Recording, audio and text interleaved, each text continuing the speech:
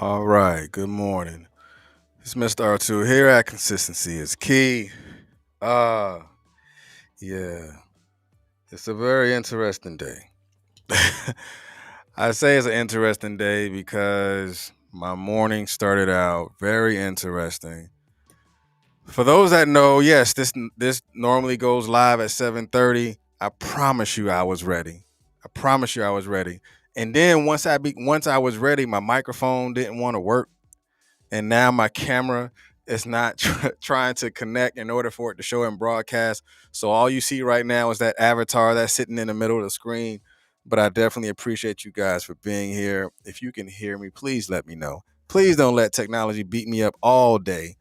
If you can hear me and see this, put something down in the chat to let me know that I am not talking to myself inside this media room, sitting here talking to myself, already looking crazy. You got this avatar with the circle like a heartbeat in the middle of the screen. Um, yeah, I was ready.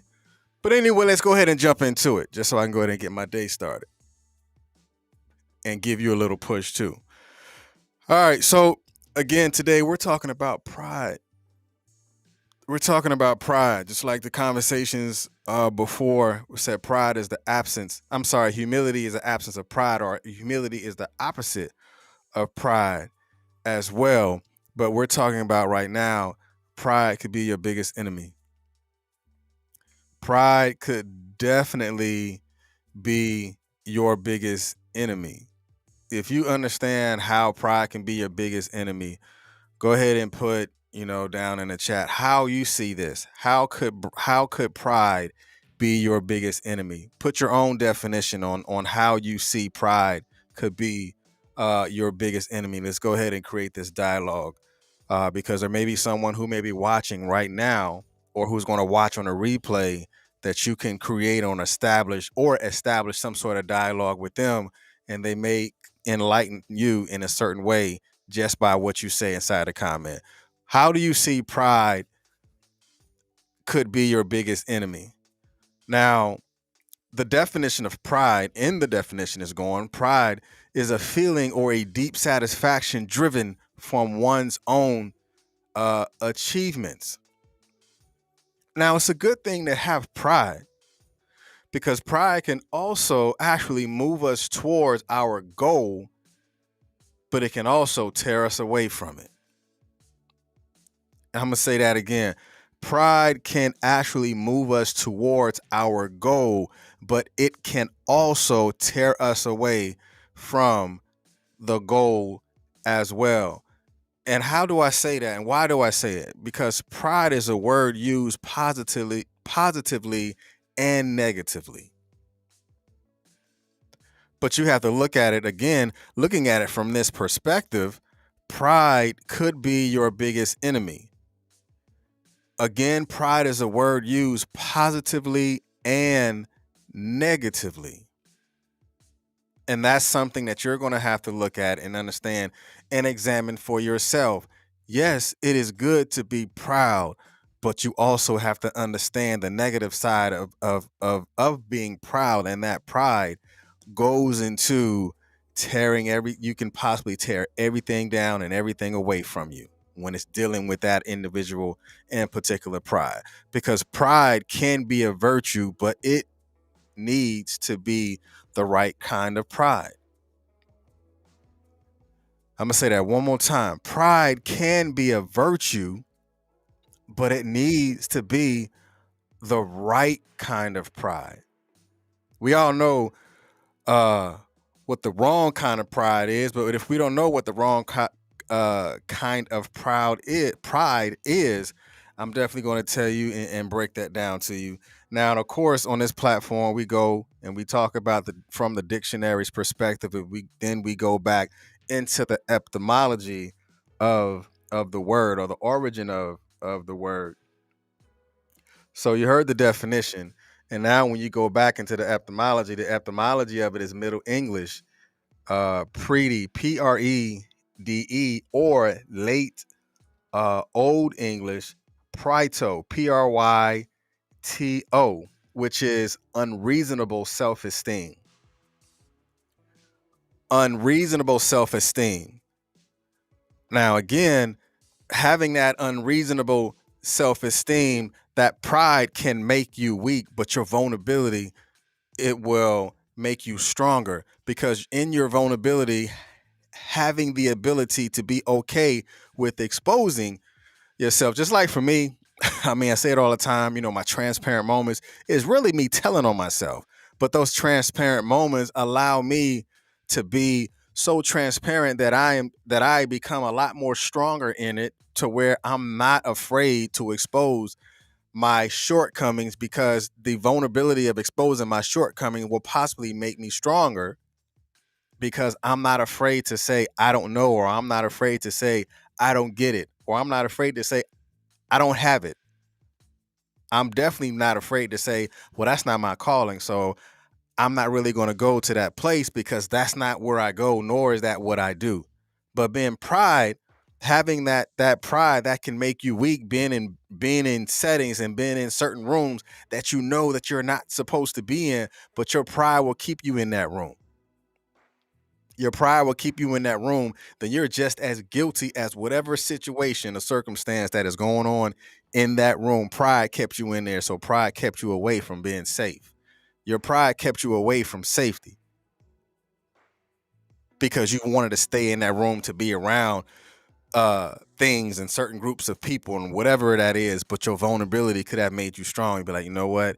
Hey, I'm gonna go ahead and go home, because I don't feel right now. You're vulnerable enough to say that, but your pride will make you weak and stay and want to stay in that room, or want to stay around this particular settings or whatever it is. Because again, remember, pride is a word used positively and negatively. As you see right here, positively vulnerable, your vulnerability is what is going to make you strong. So I am proud enough to walk away. I have enough pride within myself to know where I'm supposed to go, or to know where I should and should not be. Pride will keep me accountable, but pride can also have you and allow you to fall victim. That's the positive and negative side of pride, the positive and negative charge of pride itself. Now, I know I had this mirror up here yesterday, but pride, you're gonna have to look at yourself in the mirror to to to really look at it from a self-aware perspective. Now, when I begin to look at pride from this perspective of self-assignment, and it kind of just, it was like wow to me, because pride will will create you out to be something other than what you are. You will give yourself a self assignment, and you were not supposed to be on that assignment in the first place. You were not supposed to be in that room in the first place. You were not supposed to go in the first place. You was not supposed to be speaking in the first place, but you will put yourself on that assignment because you were too proud to say that you didn't know, or you were too proud to say that, you know what, I'm gonna go home right now because I'm not feeling what's going on in the room. And you would then begin to focus on the downside. Pride makes us self-conscious. Pride will make you so self-conscious that you become self-aware of your surroundings. You become self-aware on how other people are feeling. You become self-aware on the things that you are saying that could actually begin to hurt people's feelings, because you're understanding that it is not about you. Going back to the humility side, it is not about you, but I am humble enough to sit here and listen to you because I want to learn more about you. That is where the humility is. But the pride will allow you to be self-conscious enough to say that I want to listen and I want to learn. So let me close my mouth and sit down and be amongst this group, or amongst this setting, or sit with this individual and allow myself to learn. Because when we think we're so high and mighty of ourselves, we tend to protect our self assignments. We pretend to protect assignments that we placed ourselves on, that you wasn't supposed to be there in the first place. Have you ever ran into someone that put themselves on that self assignment because they feel they don't want to miss something, or they're feeling that if I'm not here, then I I'm not going to get the information. They put themselves on that self assignment, or that status that they've created for themselves. Again, that is a version of pride, putting yourself or trying to protect your self assignment status. Oh, I'm this and I'm that.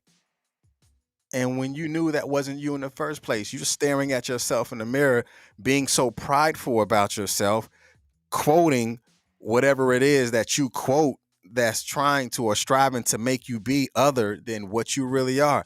Look yourself in the mirror and say, okay, is this the the positive side of pride that I'm displaying right now, or is this the negative side of pride that I am displaying at this moment?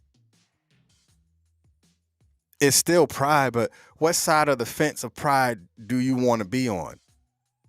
Because one of them is going to strengthen you, and the other one is going to make you weak. The other one is going to tear down everything that you've built.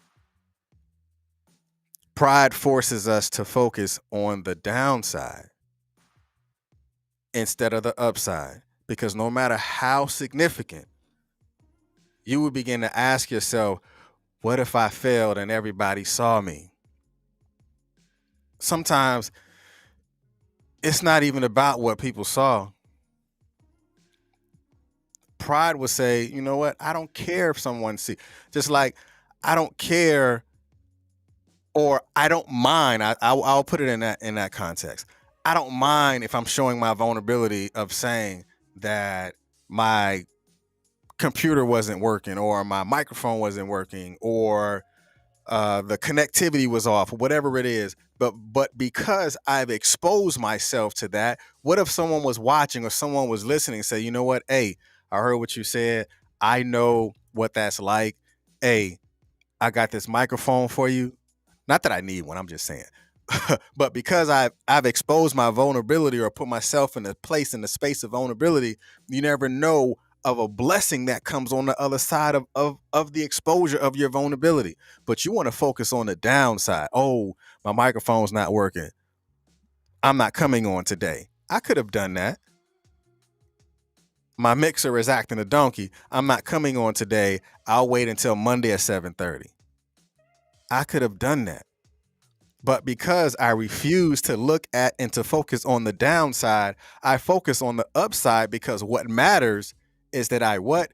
Remain consistent. Again, that's why I developed the name itself, consistency is currency, because when we begin to develop a consistent lifestyle, when we begin to develop a a regiment within our lifestyle, we have the ability to change the outcome in a lot of things that we do. But pride will destroy that, because we fail to focus on the lessons learned instead of we failed to focus on the lessons learned and the experience that comes from it, but we focused on the pain. We focused on the pain so much that we fail, or we have refused to see the outcome of what happens after the pain. Again, it's like working out. So if you're doing biceps and you're curling, you're going to reach muscle failure if you're doing the workouts to reach muscle failure. Yeah, you're going to reach muscle failure, but then what happens? The pain is there, especially when you're going through the recovery phase. But when you're continuing and being repetitious about your working out and being consistent with your workout, you're going to begin to see a different type of definition in your arm, because you're focusing on the upside. I know why I'm doing this. I want to become a lot stronger. The pain hurt, yes, but it looks so much better on the other side because I like the way my arms look now. That's not focusing on the downside. That is instead realizing that there is an upside to what I'm doing, and I want you to focus on the upside of pride, the other side of pride that builds you up. not the opposite side of pride that tears you down and everything around you with it. Abrasive relation station. An abrasive relation station is which train will you ride? What train will you ride? Are you going to be on a train that you can get on, that you are so comfortable within yourself, you can sit on that train and be around a bunch of other people and be okay because you are sure of yourself. You're not placing yourself on an assignment that you're not supposed to be on. I will be proud to be on a train with other great people. That will make me proud that I've put myself in a position to where I am vulnerable enough to learn from anybody on the train. Or you're going to be so prideful in being on the train and looking out of the window and seeing the other people who are not on the train, and you're pointing the finger at them and you're saying, aha, you should have got on the train like me. Now you off the train and blah, blah, blah. What can happen? Even looking at this from a realistic and from a realistic perspective, say if you're the conductor, you get on this train, this person made it on the train. This person now is on a train just showing so much pride, not being proud that is on the train and being grateful and having an exposing gratitude of being on the train because he made it.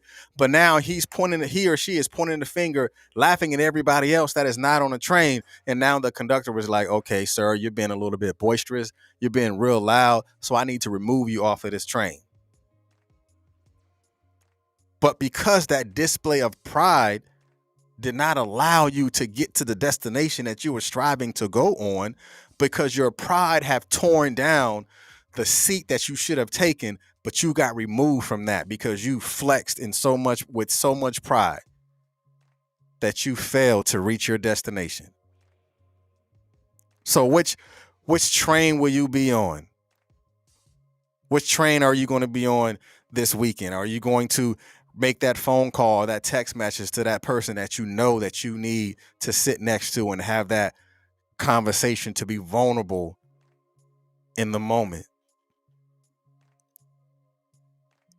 Get on that relation station and see if that person is going to relate to the message that you're going to send, because you're not coming to the station to tear down everybody who was not there, but you're coming to the station to enlighten and to build with everybody that is there, because pride is a contest that has no winner. Pride is a contest that has no winner.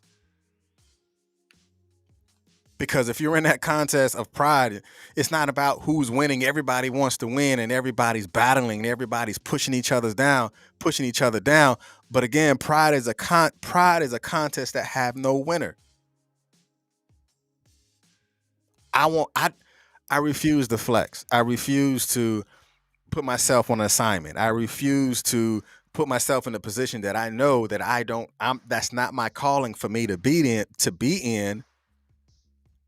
So who am I to try to win? I would much rather be in a space to where I'm learning, because when it is time for me to be on that assignment that is not a self assignment, but on that assignment that is within the vein of the vision and within the vein of my calling, then I am where I'm supposed to be. Because I'm not there to try to win. I am there to try to be a winner, but I am there to win. That is being in the right space and being around the right people. Because again, humility will have the opposite effect of that. Many relationship issues are caused by pride. And because a lot of relationship issues are caused by pride, both of you going to sit inside the room and be so stubborn in the conversation that no one wants to say, you know what, I probably could have changed my tone. I probably could have changed my pitch. I know the content and what I said. To be honest, I was real honest in my content, but I probably could have delivered it a whole lot different, because you may or might have received it in a different way. So with that, I apologize. But no, a lot of I'll speak for men. I can't speak for women.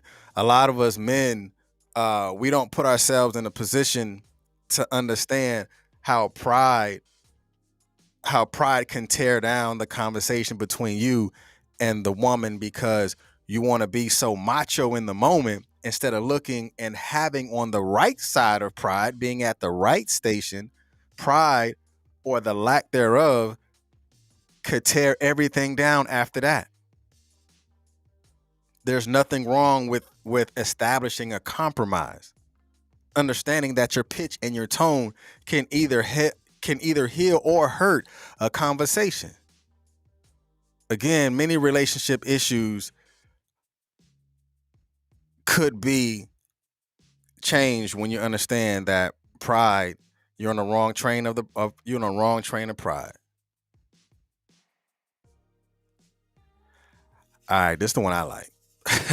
Drowning. Pride will make you stop swimming. That's crazy. Pride will make you stop swimming. That makes zero sense on why you will stop swimming. You will be so proud that you'll stop swimming. And this goes back to why I put that ship on the front end of the slide itself. What does that mean? Pride will pride will make you jump ship. Pride will make you jump ship, but pride can also make you drown.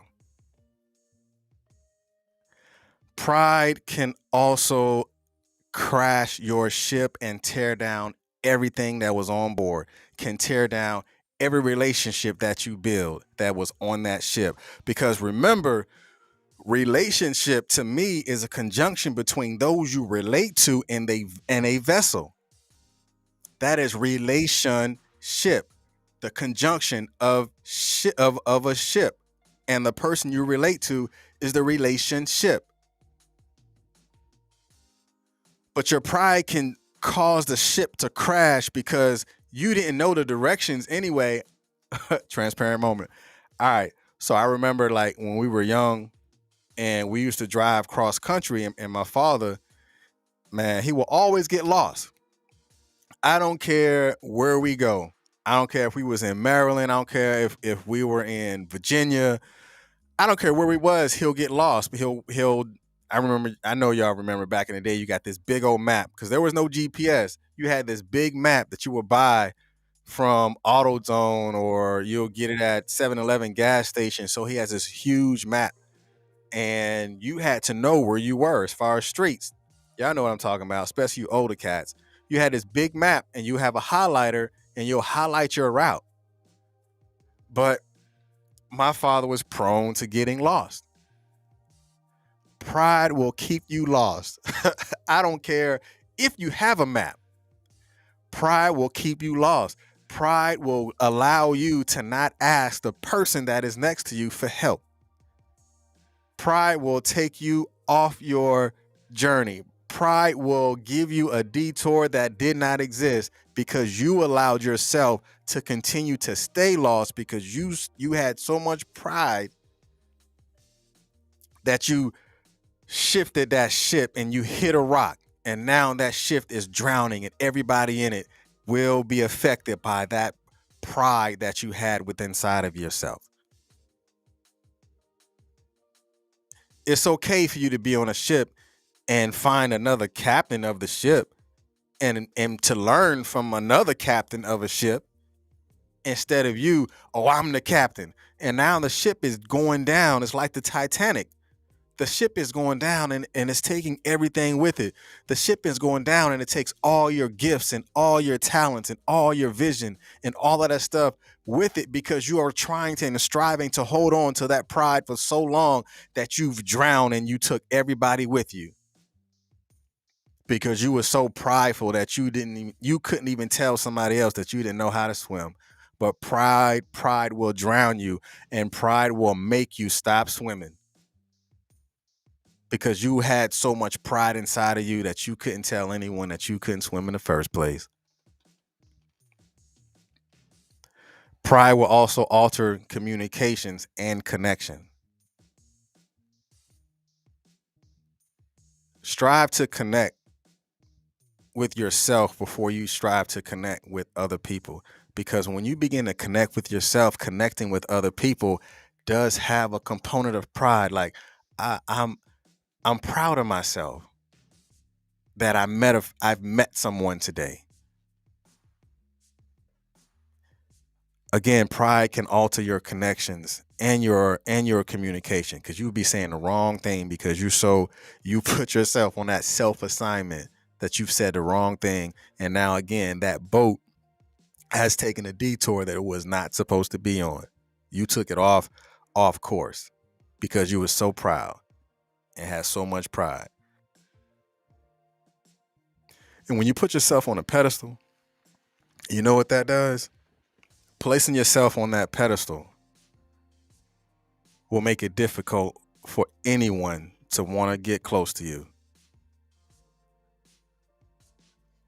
Placing yourself on that pedestal will make it hard for anyone, and you can tear that down, and you will make it hard for anyone to want to get close to you. Hey, that's all I have right now, and definitely remember that don't allow your ship to be your biggest enemy. Y'all be blessed. Peace.